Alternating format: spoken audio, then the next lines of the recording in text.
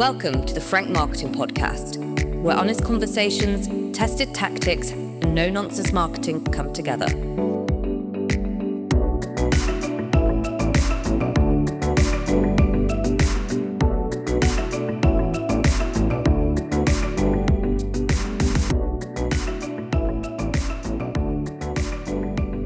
Hi everyone, and welcome to the Forank Marketing Podcast, where today we'll be talking about marketing and lessons in failures. I'm Leigh, Buttrey, the PPC specialist and one half of Forank, and I'm joined by Zoe Ashbridge, our SEO expert. Zoe, how are you? I'm doing good, thank you, Leigh. Leigh and I have actually just had like a very quick 5 minutes, actually just like complaining about how tired we are at the moment. But other than that, I'm really good. Had a lovely weekend. I saw my niece on Friday, which is like my favourite thing to do. And then Saturday, I actually had some friends. So I'm from Ludlow originally. Some of my friends were in Shrewsbury, just kind of like at the, nice. like the caravan place right near me. They were staying there just for like a little break. Yeah, literally 10-minute walk.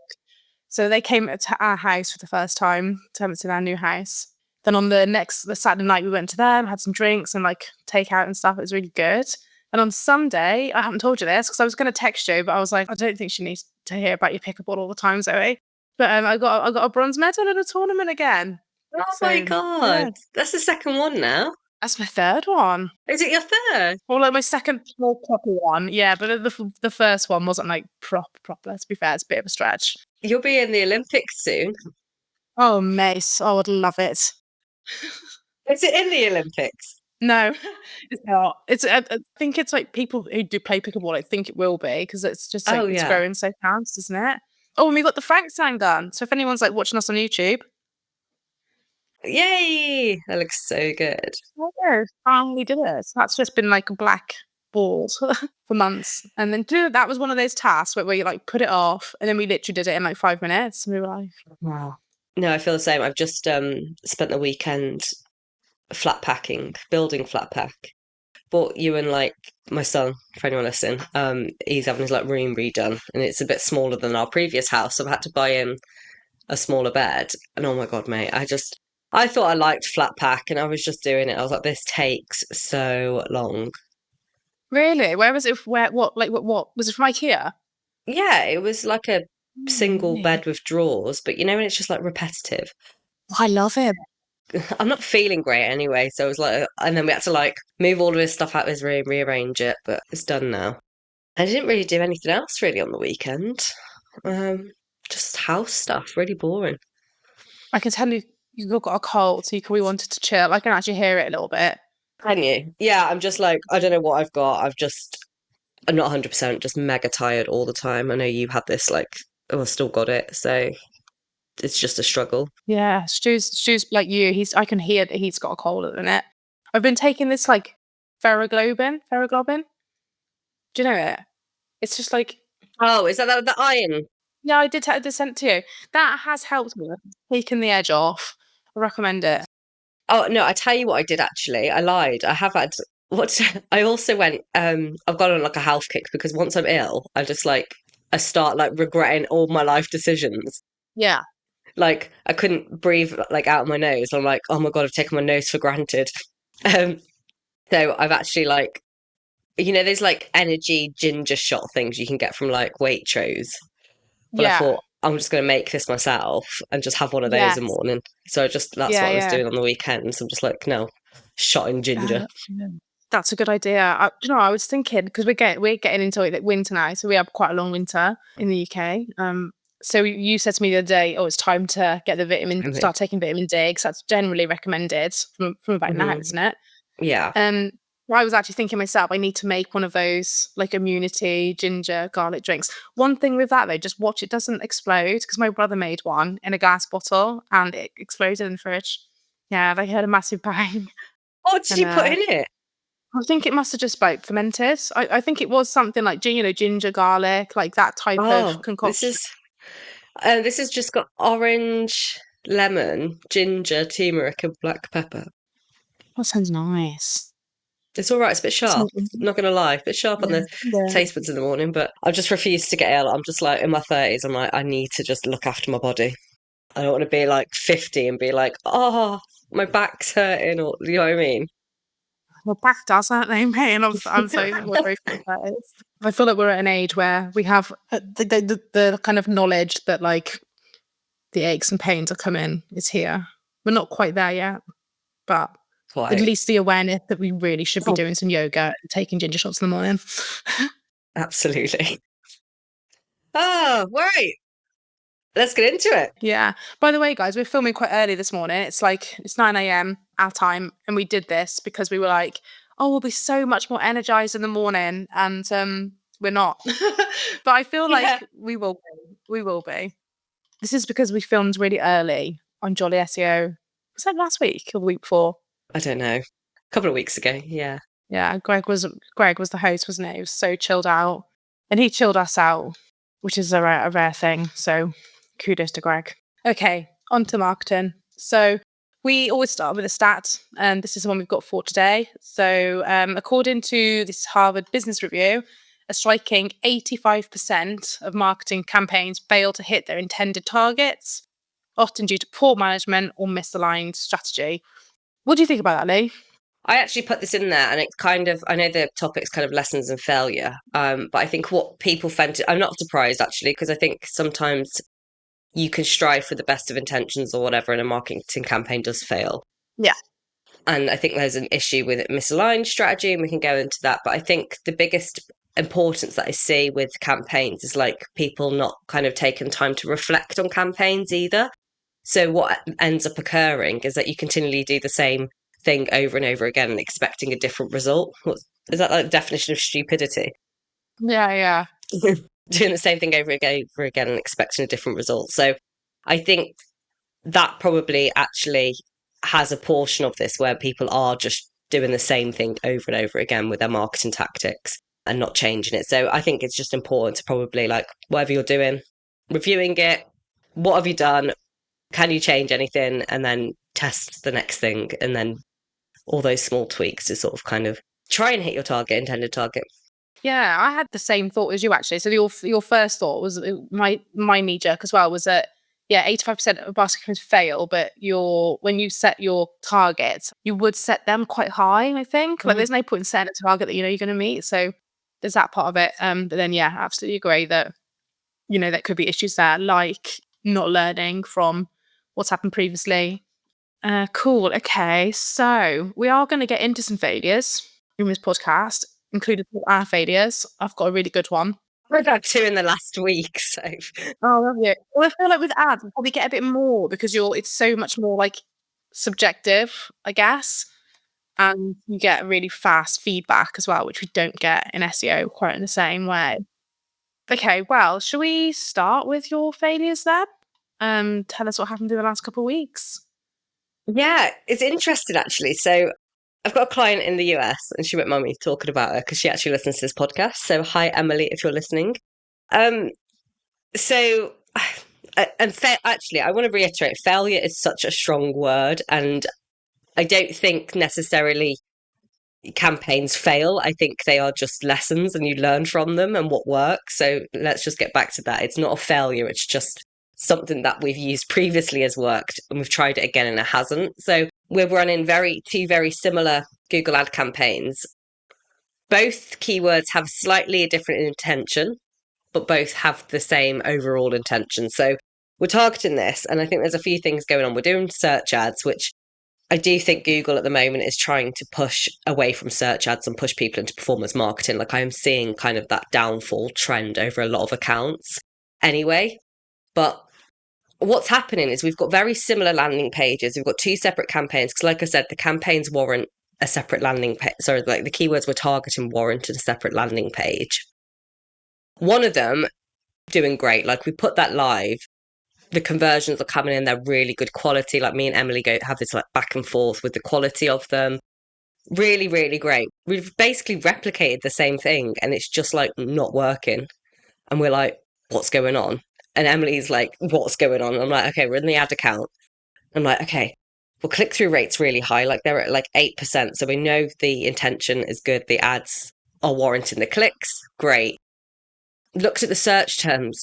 they're all relevant. I'm like, what is going on? So then this leads me to, okay, there's got to be an issue with the landing page. People aren't converting, right? That seems like the most logical kind of place. So we've literally done like a side-by-side view of the landing page that is working and the one that isn't. And there is literally like the most minuscule tweaks that are slightly different on each landing page. So one of them being like the start of the page is slightly different. The one that's not working, it takes a little bit longer to get into the actual crux of the landing page. And then also, weirdly, the landing page that isn't working doesn't have an FAQ section on at the moment. And that's like the two main differences on the landing page is just those two things. So we're going to go back and change that and then just try and see, because again, we just do think it's a landing page issue. So when I say failure, it seems like it should work, but again, there's just those two very minor tweaks that we need to go back in. So we're currently just changing that, and then I'll be able to sort of have some impact. But I thought it was like kind of interesting one to sort of bring to this conversation today. You obviously get fast feedback, don't you, in pay-per-click? Mm-hmm. How quickly would you react to something? So how long do you let it run, I suppose, before you qualify it as a failure in air quotes? Yeah, that's a good question. So I probably go on a rule of thumb of like 2 weeks, maybe. To be honest, that's kind of seems a little bit scary because especially when you do have larger budgets, like obviously you'll kind of burn through that first. So maybe larger budgets probably a week, and then smaller ones maybe 2 weeks. But I think you need to have enough data in the account to be able to look at like any like heat mapping software or anything that needs to have a good number. Every software is different, but like just so you can get kind of like an idea of how people are using it. Enough to get out of learning phase as well. Learning phase is kind of a big one when we talk about campaigns. So learning phase is whenever you change a strategy, like the algorithm and things has to actually have enough data to be able to sort of get out of that learning phase and make sure it's optimal. So a rule of thumb is 2 weeks. If you have got like large budgets, then probably a week. Nice. Wow, it's so fast, isn't it? What you can do with ads. You said something before about like data. You need enough data, and I suppose that's quite variable as well, isn't it? Because like it might just be that it's a low searched keywords, so few people looking for it, so you need more time. I think that's the same with SEO as well. Yeah, absolutely. And I think just going back to like kind of what we're doing to change this is like we'll change the landing page and then just keep running it for a week. And if then it doesn't work, then we'll probably need to do a little bit more digging. But maybe actually the landing page isn't suitable for the user potentially. So we'll have to go back to the drawing board. But again, these aren't kind of failures, they are like lessons. So we'll document everything that we're doing. I think the worst thing you can do in marketing and be a failure is like stay stagnant and just expecting that same result, like a better result from the same effort kind of thing. So we'll document all this. If it doesn't work, we've got some like next what plan B looks like and how we'll change that. It could be that we potentially run the campaign to the landing page that is working. But again, we'll test it out and then come back to the drawing board. So you're I would say you, Leigh, are exceptionally good at, like you're talking about you do like pay-per-click, that's that is your main skill, if you like, but you've talked about like 2 or 3 other tools even in that like 1 minute like example there, where you've talked about pulling in like data from the landing page inside like Hotjar or whatever. I'm not sure if you mentioned Hotjar, but I think you did. And then also you've mentioned like changing the landing page. And I think that holistic approach is so important, isn't it? And to have someone who will do that with you is if you're like a client or you're hiring someone, because you can't monitor the success of something without looking at it like quite broadly. Yeah, absolutely. I think that's a good take, actually. I think when you're running ads, it's so quick to be kind of tunnel visioned in that it's the ads that aren't working. And it's not necessarily, and the ads might not be working, but I think if anyone's going to take kind of something away, there's kind of like 4 things that I do if something isn't working as expected. So the first one is what is your offering and does it align to what the user is searching for? And this can relate, this isn't just Google Ads, this can relate to like Meta as well. So like if you're really like pushing someone into a very heavily led conversion campaign, like conversion led keyword, but the landing page doesn't resonate with that, and someone has to take like an additional step to get there, that's kind of like misleading. So I think first one is like, look at your offering. Does it align with the ad you're presenting? If it does, great, move on to the next one. The next one's audience. And this then probably pertains more to like meta, but is your audience correct for what you're offering? If it's not, you need to change it. Yeah. Third one, the creative. Now, if you have a high click-through rate, you can probably assume your creative is fine, and that. So, but if it's a low click-through rate, so anything sort of under that 3% potentially, will depend on the industry, but anything under that, like, okay, is your ad copy obviously isn't aligning, like you need to change this, it doesn't stand out enough or something. And then the last one after that would be the landing page. So it's kind of looking at that like full user journey. So just 4 tips to take away. Like, your campaign's probably not failing. I think just a small tweak in any of those 4 areas can sort of improve it. Did you mentioned documenting failures? Tell me a little bit about that. So how are you documenting it, and like, why do you think that's so important? Yeah, I think when you, especially most marketers will probably run over like lots of different campaigns and lots of different clients, or maybe if not, if you're in house, but you can't sit there and remember everything. So when I say document it, I'm one of those Google Sheet girls who will just be like, this is what I did on this day. And I know you can get change history, but it just makes it so easy. If I'm looking at data and go, what's that? Why is that changed? Why is that click-through rate gone up, or why has that gone down? I can look back quickly in my document to go, oh, it's because I changed this. What that then allows me to do is either then go, okay, has that worked? Yes, it can. If it has, is there any other campaigns that could probably like learn from this as well?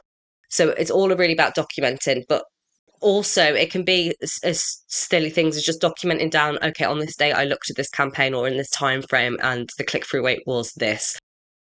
What does it look like in the next time frame since we changed something? And then that's going to help with your reporting. It's going to help tell a story. It's going to then actually make sure you're always kind of improving the campaigns as you go along. Yeah, that's so good. So I was going to add to that handover point. So yeah, Google Sheets I think is great as well. Big fan of that. I think it's good. I personally always, I suppose because we're consultants and we don't have like contracts, so our clients can leave us whenever they want. We just ask kindly for 30 days if they can. Mm-hmm. That does mean I'm always, it's a bit weird actually, but I'm always like preparing for them to be able to go if they want to. And we kind of wave our clients off with the best possible relationship. I mean, they don't go very often, but when they do, there's never been a time when it hasn't been like a positive experience. Weirdly, like, we're really sorry, we'd love to stay working with you or whatever. So that does mean like I want to look after them like now, but also like if things were to change, budgets were to drop, that handout, that document that you've created in Google Sheets, it becomes like a handover document as well. So let's say they want to find someone cheaper, for example. There's a history there in like plain English of why things didn't work. So then the client doesn't end the exact same thing with someone else when they know it doesn't work. And like you mentioned earlier, like, you just simply cannot hold all of the information in your head about past campaigns. Like, eventually you are just going to forget things. And I think that can help a lot. Like, sometimes you get like pushback from stakeholders, don't you? So maybe the client is like, I find sometimes like a client or anyone, like a manager or something, can get set on an idea, and you test that idea, it doesn't work, but they're so wed to it, they kind of forget that you've tested it. And I think when you've got the, like, they call it like the failure document, like the history of what's happened, you can point back to that with a lot more clarity and confidence and be a bit more assertive, I suppose, and be like, no, remember we tried this on the 15th of March and this was the results. And it kind of reminds them that it has actually been tried. And I think you can kind of hold your own a little bit better in meetings, that kind of thing, if you need it. Yeah, absolutely. Zoe, what have you got anything you want to say regarding SEO? I know there's a few things that you've tried and had success and not. Yeah, give us an example. So I think I'm going to lead with one I think is quite common, and I did it early in my career, and I think it probably still happens now. So SEO was obviously it's not as like iterative as pay-per-click, and we don't get the feedback very quickly. So like 2 weeks of feedback is amazing, isn't it? And in SEO, you'd never get it that quick, although sometimes you might. So I think for SEO, like, failure is going to be mostly around content and kind of creating it in a way that doesn't align with like search intent, or creating it in a way that doesn't align with a proper goal, like revenue, for example. So early in my career, I worked with an e-commerce brand and I created so much content, and we don't get these click graphs anymore because of zero click search, but this still matters because you can create a lot of content now and never get a single click to it. I kind of had the opposite problem, I guess, and I created loads of content. I got tons of clicks, like literally in the millions. Me and the client was so happy, like the SEO was done on paper. It's amazing. And I started to get a little bit more like sophisticated, I wanted to like prove my worth in like monetary terms and show the client how much money the work had made. And I actually couldn't tie a single transaction to the content that I'd created. This is many, many years ago. And I was learning really. But yeah, you can do a lot of work in SEO, try your absolute best to create content, get visitors to a website and actually end up with an audience who's completely wrong.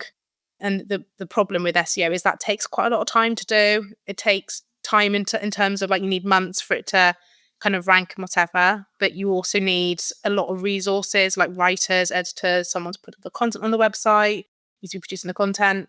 And so I learned a lot from that was that you can't just create content and expect it to convert, but also the fact that you can test so much faster with pay-per-clicks. And I think it was quite important to lead with all of your kind of failures there, because I think it demonstrates, Leigh, how fast you can get feedback with pay-per-click. SEO can then learn from that. So then the investment you put into SEO is well placed because pay-per-click has done the test on the landing page.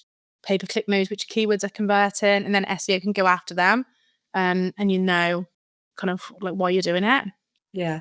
I think you made a good point there, Zoe, when you said in my, years ago, you said I was learning, like, and I think it's a good point because like we're always learning, like and this is why I said like this failure is kind of a wrong word for this, because everything we do is a learn thing, and marketing has changed so much since this client. I know exactly who you're talking about, but like marketing has changed so much. That strategy was something that people did SEO 7 years ago. It's just like it just doesn't work anymore. So that constant like need for learning, like I'm learning every day, like, and I'm always amazed that like one thing I'll do for one client, I'm like, yeah, just doesn't work on another one. So as much as you can go into it with your expertise and your best interest, I think you have to still be open-minded to be like learning that actually a new strategy or something.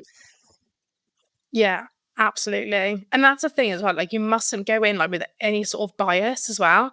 Because like you said, like just because someone's worked before, like it might not.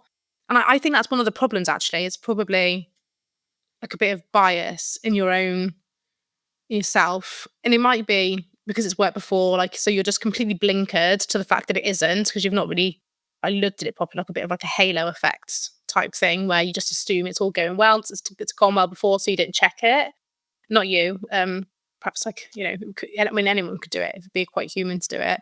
And then another thing would be wanting to prove that what you're doing is working. So wanting to spin it in a way that makes you come up on top. So the one thing we wanted to go into next is actually going to be like a nice segue, actually, I think, is like common failures and what they teach us. So I think it is quite common, actually. I think it's very common, not always kind of malicious, sometimes malicious, to try and justify a campaign because, like, let's say you as the agency has come up with it. You don't want to then admit to being wrong about it. But I think the best thing you can do is admit to being wrong. Like we've been quite lucky, I guess. We've worked for some really nice businesses. Like when we were hired, we worked in some lovely agencies. And they would have all encouraged the failure, I think. So if you'd gone into a meeting and said, do you know what, we did this and it didn't work, that's fine. And I think really don't be scared to like own the failure. Just try and catch it early, be really honest about it. And then just feedback it to the team so that everyone knows and everyone can kind of resolve if there's a problem that's come from it, like just resolve it. But if you don't fail at anything, you're not trying anything new. And you can't do that. Does that make sense? Yeah, absolutely. And I think you have to kind of go into your job with that kind of set out, like I know what I'm going to do and test for a client. And there's like kind of a playbook, if you like, of what we'll do in a new account. And then from that, it's like, okay, well, that's not working. We need to change that slightly. So I think you have to go into it with some sort of bias from that aspect, but like, don't let that hinder your progression in the account either, and sort of learnings from it. So that was kind of one, isn't it? Is the kind of failure to, I want to say, like, admit you're wrong. That sounds a bit, that doesn't even sound true. Like the failure to accept that things aren't always going to go the way you want them to, and the kind of have the gumption to just kind of own it. I think that will be in most circumstances respected. Yeah, I think there's a negative connotation with this when we say failure, isn't there? And it's not a failure. I think if you try and say, actually, it's just a learning. So instead of saying it hasn't worked, we've learned from doing this that actually we're better at doing this instead. So I think just changing like that wording so it doesn't come across as negative. Another good example is like we see on reports, like you have that like red for like bad, green for good. Again, red provides a negative connotation. So I think just trying to reword it and saying, we've tried this and it's not worked. No, we've tested this. And what we've learned for the next campaign is to do X, Y, and Z instead. And I think that really just sort of like just spins it on its head a little bit. Oh, definitely. That's going to keep you kind of respected, isn't it? I think, and assertive as a provider of your services.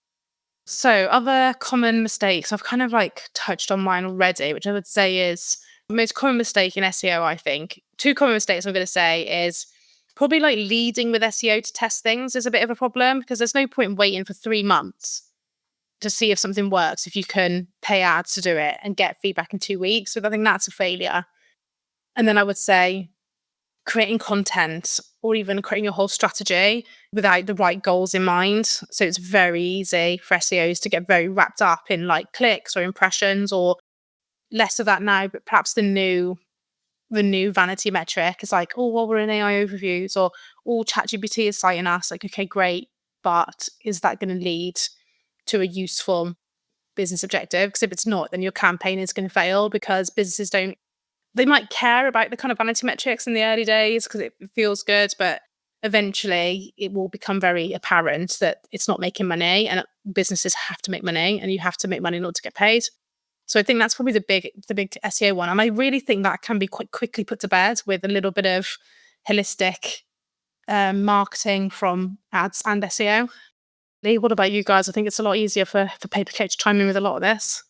Yeah, I think kind of doing that one blanket strategy for every ad platform, I think, is probably the biggest failure. I think when I see campaigns and things, I think you get a bit of, you lose sight of actually people and how people react. So, and what they're doing in the moment when they're seeing an ad.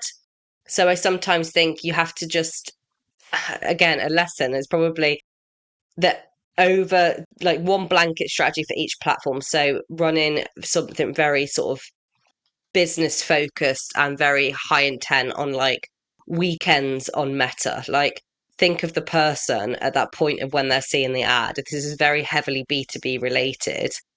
Are they going to want to see your ad on a Saturday and make that action? Again, this may work for some companies and it may not, but you have to kind of think of that mindset of like, what do we want to achieve from this platform? What is that user doing when they see this ad? Are they going to be in that moment to make a conversion or whatever that looks like? So I think there's that. I think there's over reliance on using just one channel as well. So just using Google search, for instance, as your metric, like have a look at how it's impacting SEO, organic, organic. If you're doing retargeting, like if you turned off a Google search campaign, would that impact your retargeting down the line?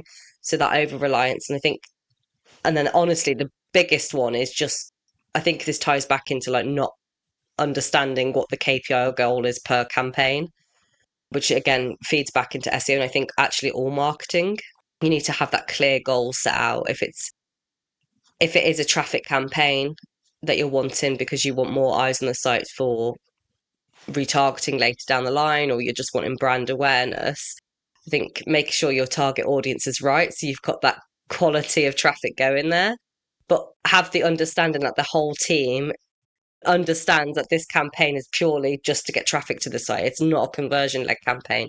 That is for another campaign down the line. So I think just making sure that's all aligned. That what you said then about having like a proper goal for the campaigns. I mean, I sort of said it, we've gone a bit full circle, haven't we? But I actually put a post on this the other day. Like, so it's like smart marketing. It's like a bit of it's like a marketing 101 thing, isn't it? This idea of having a goal that's smart, specific, measurable, attainable, relative, and time bound. I've forgotten what the R is. Yeah, so we need to have these. They are, and it is really good. So instead of just like setting a kind of like an arbitrary goal, you have to the smart goals. If you go through each letter, if you like, it makes you assign it to like a business goal usually.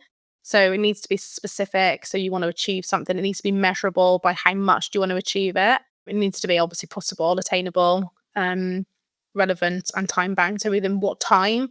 And only then, when you've got those things set out, can you actually measure like a campaign or whether marketing has succeeded or not. But that's probably like a bit of I'll probably digress a little bit actually, but I guess the point I'm making is in order to decide whether or not something's a failure, you do need to have the right goals and the right KPIs set in order to measure it correctly against something. That is such a good thing you've just said, to understand what's failed. Like, because I think sometimes people will go in as blind and go, this campaign's not working. And I'm like, okay, why do you think it's not working? Because we haven't had X, Y, and Z. I'm like, okay, but that campaign wasn't set up for this. So it's like, it has to go back to like, what is that's not working for you? And making sure everyone is on the same page. Because if it is, like I said, a traffic or brand awareness campaign and you're getting the traffic to the site, well, it's set out to get the goal. So if you wanted to take that one step further and say, well, actually, I wanted all this traffic to read 50% of the page, and it hasn't hit 50% of the page, then what do you need to change it? So I think it's really important is like understanding what actually has failed or what everyone's understanding of that is. Yeah. And to add to that as well is you need to look at the data as well, because I think people can think something's failed, and like, you know, clients can do this sometimes, like they can get or anyone can do this, like we all do this, so we get an idea in our heads, we think it's right, and then we feel a certain way about a campaign, so we assume that the way we're feeling is actually how the campaign's working. So the campaign feels good, therefore it must be working. Or maybe you don't love the campaign, so you think it's underperforming. But like the numbers will tell you the truth. And we I swear we mentioned that in like most of our podcasts, to be honest. So this idea that like data and the story behind the data is way more important than just how you feel about it. Absolutely. Cool. We're kind of ripping through this one, Leigh. So as almost final like kind of segment of this podcast is how to fail smarter and turn these fails, and I'm using air quotes for anyone who's not on YouTube, how to fail smarter, turning fails into wins. I love the first. We have like a little podcast agenda here. He's very organised and does all this. But the first bullet point here is to build a culture where testing is expected and failure is part of the process. That has to be the most important one, I think, because if people feel like they can't fail or they can't test and make mistakes or run a campaign that doesn't work, and then everyone's going to play it safe. And that's going to be a real shame for your marketing. I'll be honest, I've never had a situation where I've felt so I can't fail. I've not been in that environment. Have you, Leigh?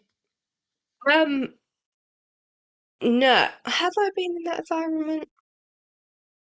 No, I think, well, maybe actually, because I think sometimes when I see this a lot, is when you've got like C-level suite that are like really on your case all the time, then you tend to sort of hold back on what you would like to test. So I think you then be a little bit more careful. And I'm not saying don't be careful when testing things, but I think you don't push yourself to, you're not allowed to sort of kind of go outside of the box a little bit. So I think there is an issue with that, is when you're kind of worried that it's going to, especially with ads, I suppose, because it does cost money. I think there's an element of like going, I don't want to do this and spend this money, because if it fails, like I'm just going to get like a shit ton of bricks on me.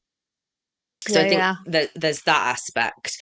I do see it a lot with kind of larger teams, and that like they will not test stuff because what they've done and what they've known has always worked, but it kind of then limits that ability to kind of like get more, if that makes sense. So like if you're so kind of in this box, it's great, it kind of ticks over, but like what could the next bit be if we were just to test this a little bit further? how much more results could we get? Like, what would be the impact of that? And I think it comes a lot of being scared of spending people's money, I think, on ad spend, I think, is where I'll see it. I don't think there's an issue. I don't think I've been in a culture where testing isn't expected, but it's scary to do so when you have got someone's like money in your hand that you're spending, I suppose. So true. Do you know what? That's so true as well when you're like younger in your like career, I think. Because like when you've done it 100, thousands of times over, like you have, and like I have, you kind of know you can make a more calculated risk. But whereas when you're younger, everything is a risk. But I think you've got to remember as well that you're all being paid according to like skill level, aren't you? So if you hire someone cheaper, then there should be an expectation that you need to train yourself to some degree on how to do things. And as long as, to be fair, if you're the sort of person who's worried about spending someone's money and the kind of like the pressure of that, you're probably the right person for the job because you are going to be careful and stop it at the right time. But yeah, that's a really good point. Actually, I think there can be.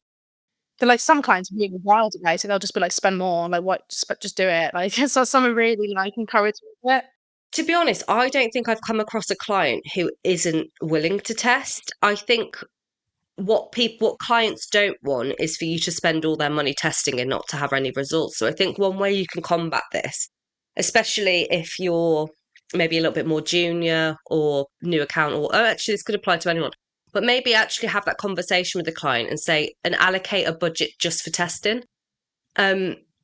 Because if they can afford to give you a budget for testing, then it doesn't matter then what that result is. But I can guarantee 9 times out of 10, the amount of learnings that will come out of that will help succeed the other budget that is running successfully.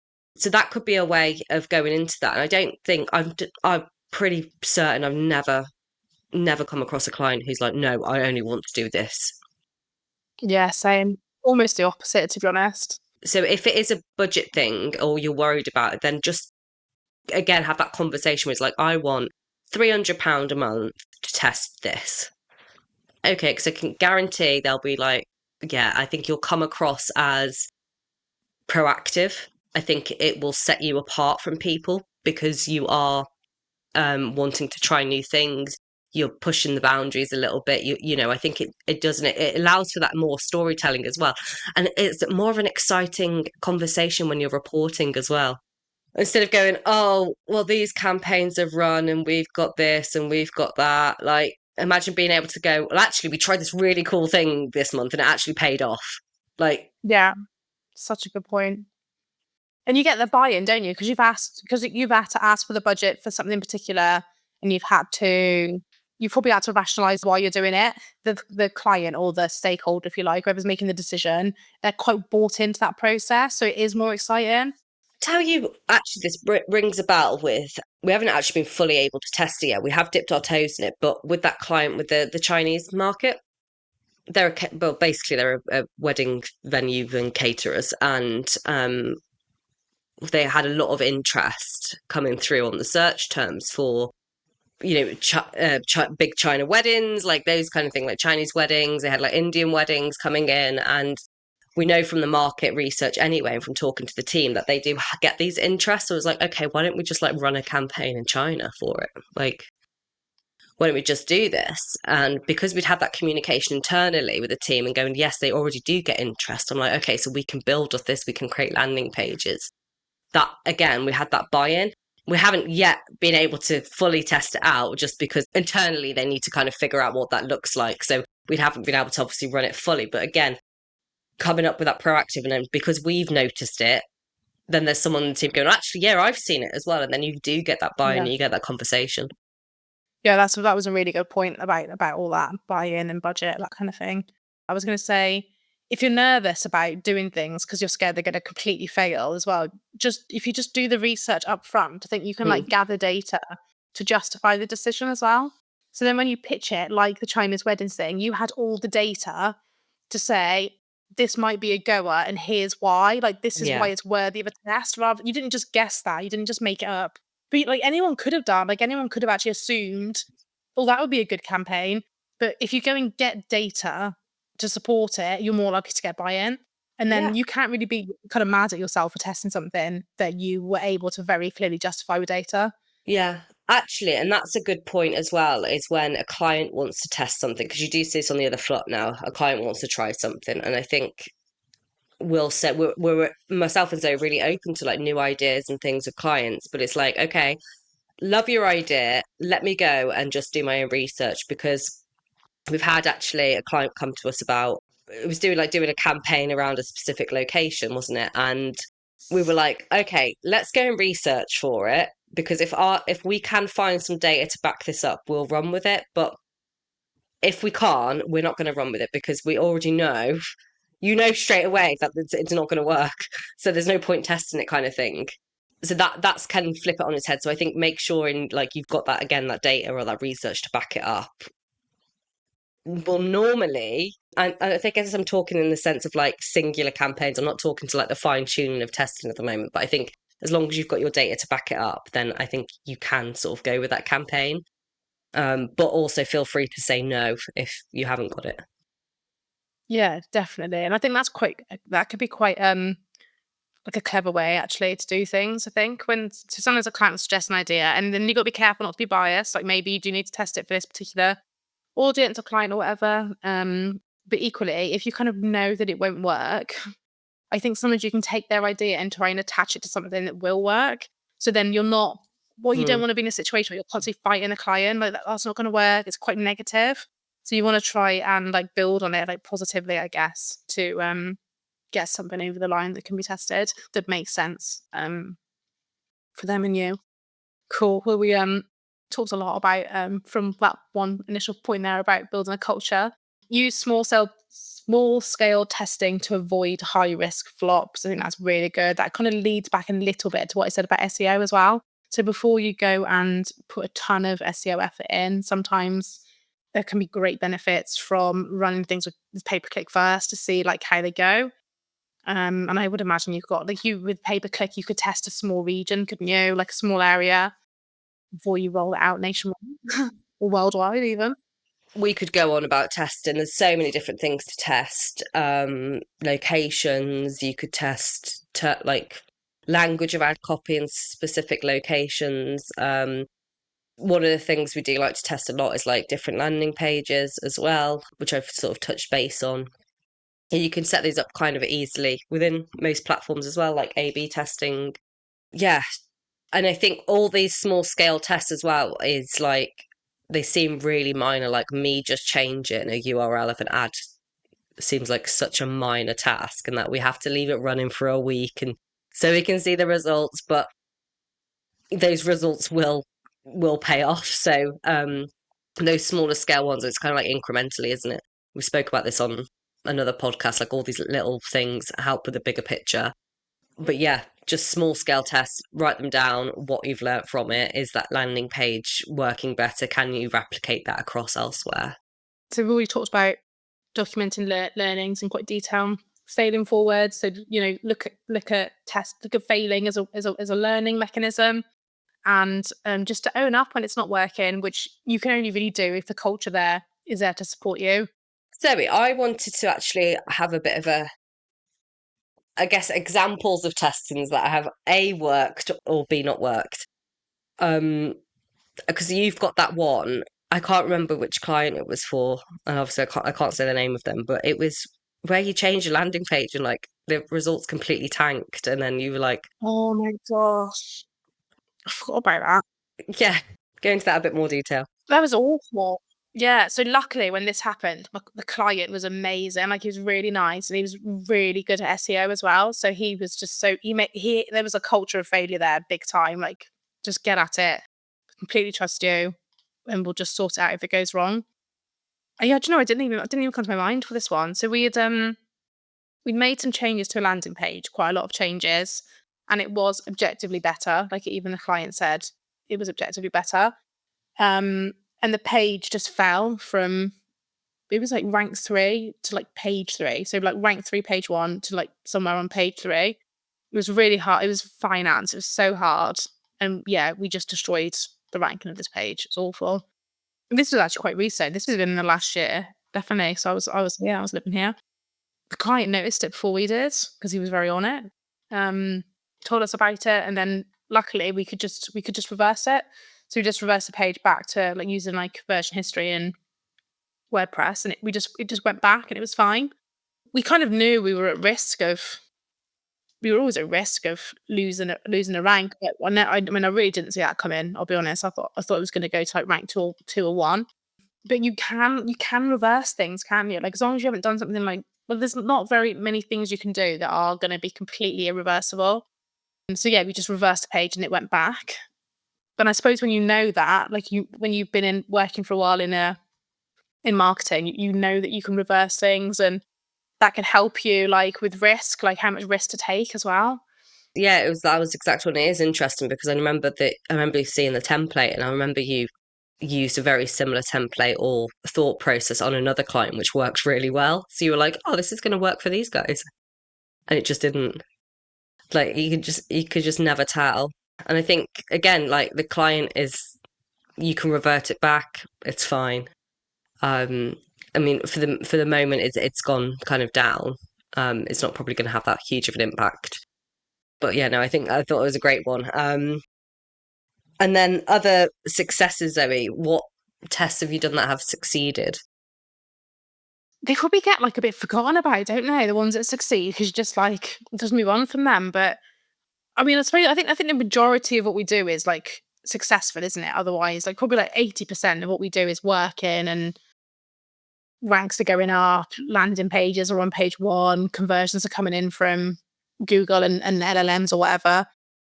I suppose many that are kind of ingrained in how I work now. So like, I don't know, we have got documentation for like our audit process is really good, and we know it works, it's thorough. And that was an iterative process for the last 7 years. It gets built on even now. We have like formulas for landing pages, don't we? So I'll create briefs with kind of modules that we know work that help convert. I'll send that to Leigh, she'll approve it.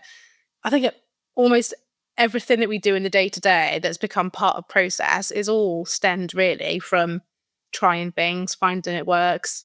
We have schema templates that we use all the time now because we've tested them and we like them. We know Google have responded to them by like giving us knowledge graphs and that kind of thing. What about you? Have you got any other like successes that spring out? It's quite difficult to build successes. I think they become part of the day-to-day. That's why they become kind of like the mundane. Yeah. Because it's like working, isn't it? Oh, I don't know. I don't think I've got one off the top of my head. Probably should have thought about this.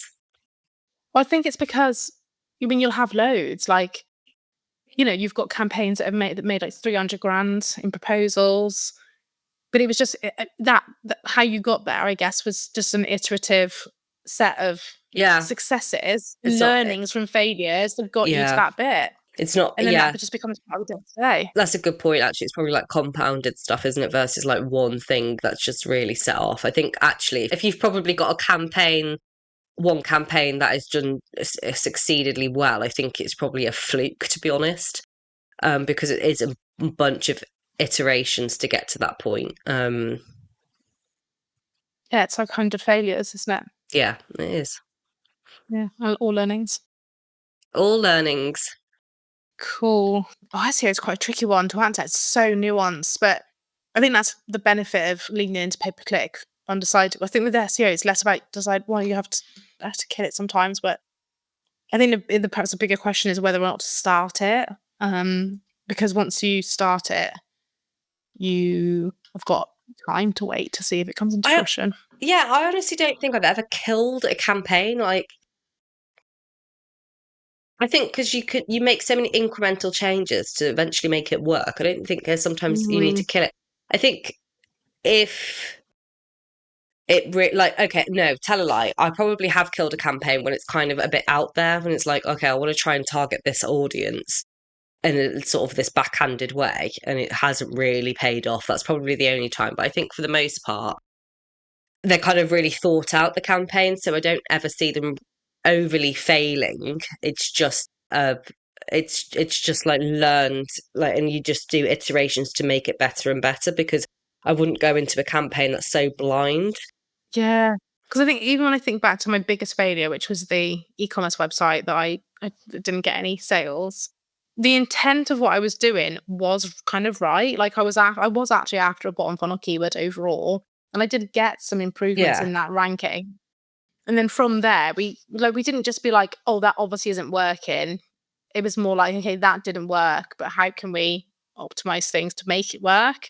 And we actually changed, like, from that kind of failure, a lot of things changed. We changed like landing pages, we changed the homepage, we changed the internal linking, we changed the website hierarchy almost completely, like new navigation. We optimized landing pages, collection pages, category pages. Like, we did a lot of different changes. So I stopped creating the content obviously at that scale because that had failed. But we still iterated on it, and it wasn't completely dead, to be honest. No, part of it was, but not the whole thing. This, I think, is a really good question. Actually, is what's the difference between a failed test and a bad strategy? I think that's a really good question. I think if you've got a bad strategy, you're never going to succeed. I think the biggest failure here, or lesson learned, is thinking the client and the client's audience in and out without speaking to them. Yeah. I think it's very easy to go in with this bias and be like, well, this worked, and so I'm just going to do this. And I think if you don't speak to the client and understand exactly who their audience is, and you put a strategy together from that, or maybe you not even have a strategy, maybe you just use like a kind of a cookie cutter strategy, as I call it, that's the biggest failure from the get-go, because all you're going to do is have bad quality data and everything, and you'll never, like, it's going to be so hard to get back from. Yeah, I completely agree. I was actually going to say the same thing. Like, the difference is, like, a bad strategy is kind of just done on a whim, whereas like a failed campaign or something that initially failed is more like just like a bit of bad luck. Like, you went in with all the right data, all the right intentions, and that's kind of fine. Or I guess bad strategy as well is when you don't face up to a failure and don't learn from it. That would be quite bad as well. Absolutely. Yeah, I guess what we're saying here is failure is absolutely part of marketing. That's where you learn. That's where you make like big changes as well, and just avoid like playing it safe all the time. Obviously, in order to do that, like we said, you do need to have a culture where it's accepted. I think in most cases it is. In fact, I'd say if you feel like it's not, maybe you need to do a bit more digging, getting data and trying to get that buy-in. Documenting failures is just as important as celebrating wins. And a good test never fails if you've learned from it. Totally. Absolutely. So our next episode is what a marketing audit really reveals, which will be great. We will absolutely love talking about this, won't we, Leigh? Because I love auditing websites so much.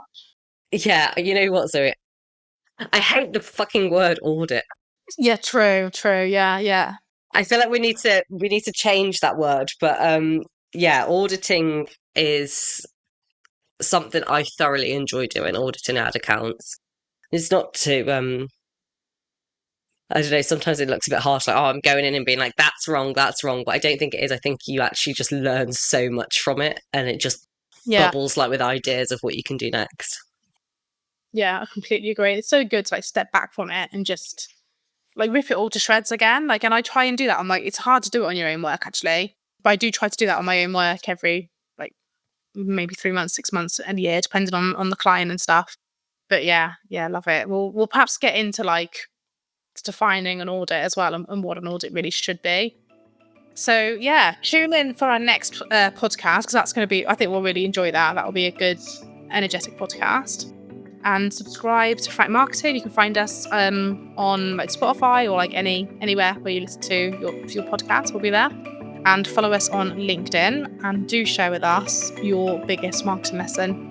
Or in fact, you could even chime in already with what you've learned from your own auditing, and we can see if we can include it in the next podcast. Thanks so much for listening, everyone, and we'll see you next time. Amazing. Bye. Take care. Bye.